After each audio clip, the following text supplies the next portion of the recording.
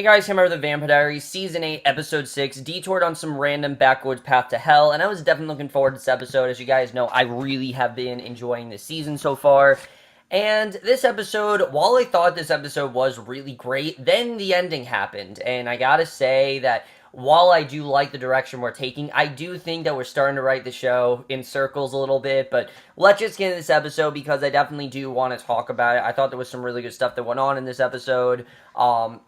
But we start off with Caroline and Alaric. There are police combing their property and sharing information and photos of their missing twins, Josie and Lizzie, and Seline and her sister, Sybil. And after Matt informs them that their nanny is actually a siren, now they know that they can't trust her. And I like that this is over. I like that there's no more mystery of can we trust her. Like, now they know they can't trust her. So Alaric calls Seline, who obviously he's furious with, who refused to tell him where they are nor let him talk to the girls. And Seline tells him his girls are special and they need special care, so the less he knows, the better. And Alaric agrees with her, tells her he doesn't care about her plans because they're never going to happen, and he tells her that he will hunt her down and kill her, and says to her after all the time she has spent with him in his home, how could she miss just how far he would go to protect his children? Because, she's seen how much he cares about, his daughters. He will do anything to protect them, and that was my favorite part of this episode, is seeing how much Caroline and Alaric, what they will do for their kids. I definitely really did like that.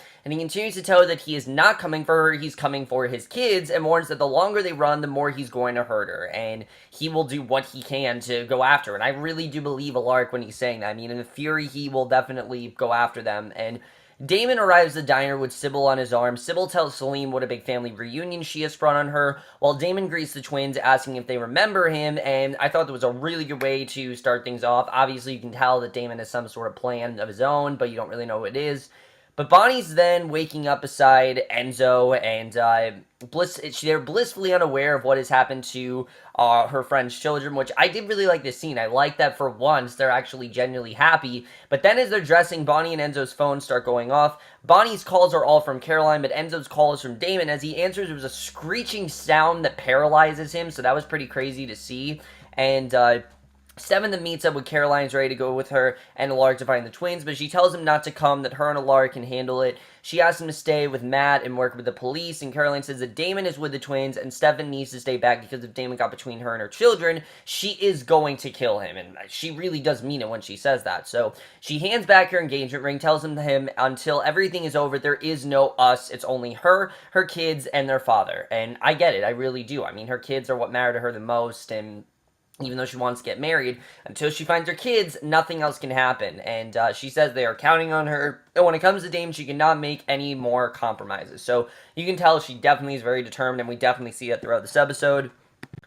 So Alaric interrupts him, says that Matt has a trace on their call, and says that they are close to Oakwood. Stefan is left standing there, and at the diner, the twins are sleeping while Sybil eats bacon, and Damon keeps staring at Seline. She asks him why he's doing it, and he asks her, how do you go from island cannibal to naughty Mary Poppins, and Sybil laughs, but Seline tells him he looks like a lapdog under the control of a psychopath. Sybil is not very kind to Seline, especially since she was stuck in that vault since 1883, and Seline attempts to defend her actions, saying that the armory was after her and she needed to blend it, and Sybil's animosity grows. She tells her how she can see how hard she worked to rescue her, and I like the tension between these two, I really do. I think it adds something here, and Damon wants to know why the Sirens need a couple 3-year-olds, and we essentially find out that Seline says that they are freaks of nature, siphon twins, who share a psychic link, and Sybil explains they were not much older when they met the devil, that being Cade. So Sybil reveals that Seline wants to offer them up to Cade, and Damon's obviously shocked about this. The fact that they want to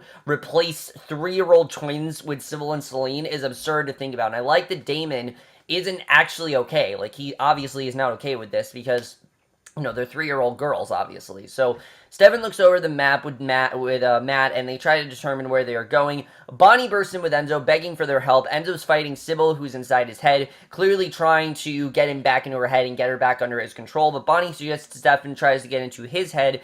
Enzo agrees, and Stefan sees Sybil punishing him for pulling out his organs one by one. Enzo refuses to go back to her, and she says she isn't there to win him back, she's just there for the screams. So Stefan lets go. Bonnie demands to know what he saw. He tells Matt to pull up all the diners up in Oakwood, that he just figured out where Sybil is, and she has no clue that they, of course, are onto her. So Seline explains that she's not going to offer the girls up right away, but she would like to offer them as their replacements. So Damon asks her to explain. She continues to tell him that if they find suitable replacements, Cade will in fact free them, which is everything that they want. They really do want to be freed. And just as she finishes her sentences, everyone's phone starts buzzing in the diner, and Amber Alert's been issued, and that was actually a pretty good scene, seeing, how much they go off, because, yeah, when so many phones go off, it's very loud, and Damon says Celine's plan needs a little tweaking. Celine stands up, begins to hum. All the patrons in the diner freeze up, and Caroline tells Alaric that Stefan will find the girls somehow. He tells her that if that were true, Stefan would be driving and she would still be wearing his ring. So I do like the way that Alaric is telling her, look, maybe Stefan doesn't care as much, and does he care as much about the girls as Caroline does? But Caroline and Alaric then arrive at the diner, and it's empty. Alaric tells him to continue torturing Enzo because really the only thing that's working. And Damon asks if they are driving, why the Grim Reaper want the Wonder Twins instead of them. And Seline says she spent over a century finding the perfect sacrifice, and their age is a plus. So Seline blabs that they need to be supernatural and be willing to serve Cade as their own free will. She insists the twins will trust her and she can train them. And if Cade accepts them, they will be free and won't go to hell. So we basically are seeing why they need them and what that's all about.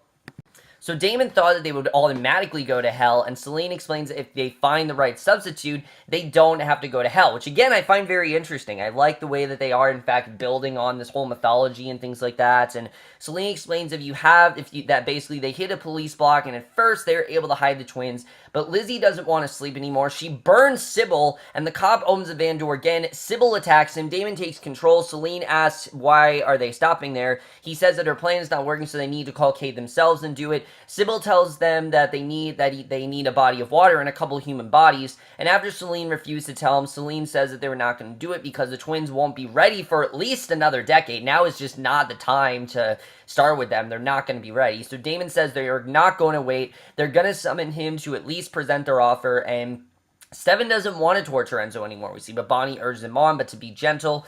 Matt calls Alaric and tells him that Stefan is still working on Enzo, and while they are at this crime scene, the bodies Damon just killed, Sybil and Damon are at the pool where he confronts Sybil on the differences between her and Celine's version of Cade, and Sybil says that she was dead, but Cade went inside her and heard her screams for life, which made her agree to anything including slavery and hell, so she's very much under Cade's control, and I like seeing that Cade is really like the mastermind behind all this. And Damon says he has another deal in mind, but he's going to need her help to pull it off. Stefan is in Enzo's mind as he begs Sybil in his subconscious to tell him where the kids are. She says that he is a dead man. She begins the medical saw. Stefan finally jumps into Enzo's subconscious mind. Sybil is delighted to see him, and Sybil tells Stefan that if he comes alone, she will let Enzo go, and Enzo tells him not to trust her. So she says that Enzo's right, but Damon and her have an offer that he won't be able to refuse, and Matt then stays by Bonnie as she takes care of Enzo, tells her that he gave Stefan the address of the motel they're at, and Bonnie says she loves Enzo and will not lose him, and Matt says that that is good. Enzo fought hard to be with her and escaped, and Bonnie says she isn't sure if she escaped really, and Matt says that he will because he's a tough bastard. Enzo wakes up, says he isn't sure who he should kiss first, and Caroline and Alaric then arrive at the motel. They call Matt, saying no one is there. Stefan arrives at a different motel where he gets a call from Caroline, who says he has no right to cut them out of all this, and Stefan tells her that he has every right to be involved, that she is becoming his wife, and Alaric is his friend, that he wants to make everything right, and they start fighting. He tells her that once this is over, he's taking the girls and leaving. She says he can't take their kids. He says that they were his and Joe's kids and not hers, and Alaric really does have a point there. I mean, he's just let her take care of her kids. These are his kids. They're not really hers, and even though she spends so much time with them, they really are his kids, and the only reason that he let her spend time with them is because she was the one that gave birth to them, and it's very sad to see, but I did like that Alaric was genuinely serious. I mean, it makes sense, too. It's kind of like a Matt situation where he doesn't want them to be immortal. He doesn't want them to have this life. He doesn't want them to have to live in Mystic Falls, because really no human should have to live in Mystic Falls, but of course, they're not humans, so that's the one thing that he's not really thinking through, is that really Josie and Lizzie are not humans, and that's kind of why they need to be in Mystic Falls. So Selena teaching the girls how to hum, and when they continue to chant, the pool starts on fire. Damon's worried that Stefan isn't there yet, but Sybil tells him he is there, but she wanted him to have a welcome committee first. Damon figures out that Sybil sirened every person in the hotel to kill Stefan to remind him how dark he really is. Damon says that he needs him alive, and Sybil says that Cade likes them dark, and Stefan's going to is being beaten to death. Damon appears, asks him which road he's going to take. He also invites him to kill the last man before he kills him. Stefan gets knocked out, and meanwhile, Cade arrives at the pool when Seline calls him. The man is crushing Stefan's insides with a broken baseball bat. Kind of a hard scene to watch, but Stefan asks Damon why he's doing this. He tells Stefan he can help save the twins, but first things first, Stefan kills the man and says we'll leave a mark on his soul, but he has to get out of hell free card in his pocket. So Stefan's shocked, but orders Damon to take him to the girls. Damon tells him he needs to agree to some terms first, and Cade listens to Seline's proposition and is kind of intrigued. One of the girls says that Seline said Cade's a nice man. He laughs. He tells him with time and guidance that they could become anything. Sybil jumps in, says that she has another offer, which are two brothers, two of history's most horrific killers, two powerful immortal vampires, and Cade would be trading up if he takes the brothers and release them. So, essentially, Sybil is trying to offer up the Salvatore brothers and not the girls, and Stefan runs in the room, agrees that he will do it, and Stefan brings the girls out to their parents, so he does in fact agree that they're going to, I guess, be slaves of Cade, basically, which is very interesting, but he stays back from all of them. Caroline looks at Stefan, but no one really speaks. Enzo tells Bonnie he's ready. Bonnie tells him that she appreciates how hard he fought to come back to her, but asks him how he kept fighting long after Damon broke. And Enzo was an orphan who was always abandoned, lived with a man who beat him for centuries, and that hardened his mind until he was made of stone. And Bonnie says that he's kind and loving, and he says it's all thanks to her. All those years he kept a secret from the world, a shred of faith. He said that nothing could possibly be that cruel to let him suffer so much and die without knowing true love. And Bonnie says that basically she is an angel. He tells her that she is his whole damn world, and they kiss, and it was a really sweet scene, actually. I really do like seeing Bonnie and Enzo, things working out between them. I like seeing him, genuinely care that things go well for them. I definitely really did like that. I'm worried that things aren't going to go well, because whenever a couple's happy in the show, they don't stay happy, but I do like where Bonnie and Enzo are headed right now. So Caroline and Alaric bring the kids to the hospital, says that they will bring them home in the morning. He apologized for all the words he said to her. He said that she said that he is right. Genetically, they are not his kids, but she did in fact give birth to him. She raised them and loved them. When they went missing, she was broken inside. She tells him to never throw that in her face again, and Alaric says he doesn't know how to raise the girls. Caroline says for right now, he needs to take them and keep them safe and away from her until the darkness and this is all over, because just right now, it's not safe to have them there. So I did like that they had an agreement there with that. So Stefan's at home when Caroline apologized for cutting him off like that. She says that they are partners and should be making decisions together. She puts his ring back on and tells Stefan that she loves him, but she says she has a really bad feeling about what he had to do to get her daughters back, and she admits that she told him to do whatever it takes to get her kids back, so what did it take? And Stefan tells her everything, that he gave Damon what he promised him, he gave him his immortal soul to Cade, so he has to serve Cade like the Sirens did and deliver the darkest souls to hell so he doesn't end up there himself. So Damon is essentially immortal now, and Caroline pleads that there has to be a way out of this, that he promised her a June wedding. He apologizes, but she is in denial and says that he will be standing at the end of that aisle waiting for her, and we don't know if it's actually going to come true. So I really do like the fact that Caroline right now still believes that these two are going to get married, but I think we're starting to see that their wedding is definitely most likely not going to happen. But Stefan tells her that their last day is tomorrow. She says why. He said his one condition was that he got to spend his last 24 hours with her. So I do like that things are going well there, but definitely it seems like, pretty soon he's going to have to leave her to go to Cade. So Seline tells Sybil that she could have told her the scheme, but Sybil said it was more fun to watch her embarrass herself in front of Cade. Seline says she doesn't care, she's done. Sybil says she read the fine print and they are not free. Sybil's free because Cade accepted her better offer, and Seline is not free because Cade didn't accept her proposal. So Seline cries, asks Sybil how she could cut her out of the agreement. Sybil says it is finally payback for being stuck in that vault for centuries, and Sybil says that she gets to stay alive and keep her powers, admitting that the game isn't over yet, and I like the way this is going. I like that Sybil is the one that has the more power. Sybil's the one we've been more introduced to, and I like that Seline still isn't free yet. So I'm interested in seeing really where that's going to go. So Matt then asks Alaric what he wants him to do with all this stuff, and this was a very interesting ending. Alaric says he will take care of it. Alaric thanks Matt, saying he may be the only sane voice in their crazy world. Matt admits that even he has a threshold of how much pain he can see his friends go through before he wants to fight back. And Damon's in at the bar asking for a refill, but he gets shot in the back by Matt, which is, again, everything that Matt's want to do. He's wanted to enact revenge on Damon since he found that Damon killed Tyler, and When Damon turns to Matt, Alaric shoots him again. Alaric thanks Damon for showing up because he's been wanting to kill someone all day. Alaric starts kicking Damon, says that his kids can't be in danger anymore, and as long as Damon's alive, his kids are in danger. And Alaric continues to beat him when Matt stops him, tells him to just finish him. He grabs a dagger, says this is for Tyler, stabs him, and Damon turns gray, and he thinks that he killed him, but as we know, now that Damon is immortal, he can't be killed, and that is the way this episode ends. Very anticlimactic overall, but let's just get into this episode and where I think we're going to go after this.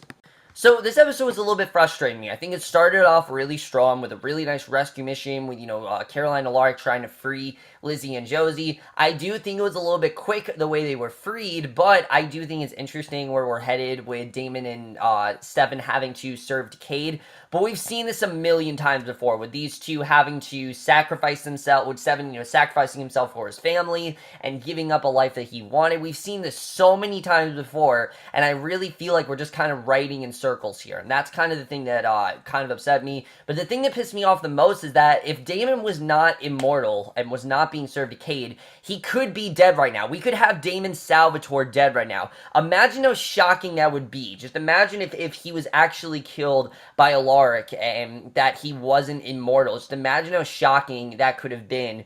But of course, because of the fact that that isn't the case, and that he is in fact immortal, and that he is in fact going to come back, now it's just anticlimactic. There really was no point to kill him. If anything, I think Alaric should have been killed by Damon, or Matt should have been killed, and that would have been generally shocking. Not just killing Damon, and no, we can't kill him because he's immortal. That's not how a final season should work. It should be a genuine death, and I don't know why they had to end it like that. It just felt kind of strange that they did that. I get that Alaric think that, Alaric and Matt think that, they've now enacted revenge and they've finally gotten rid of Damon, but of course they haven't, and that's kind of pissed me off the way that's going to go. I really do feel bad for Caroline. You can tell she genuinely does want this June wedding. She genuinely does care about Stefan, but she doesn't really understand that, she might not get Stefan as much as she thinks she's going to, and it's very sad to see. I'm definitely looking forward to seeing what's going to happen with that.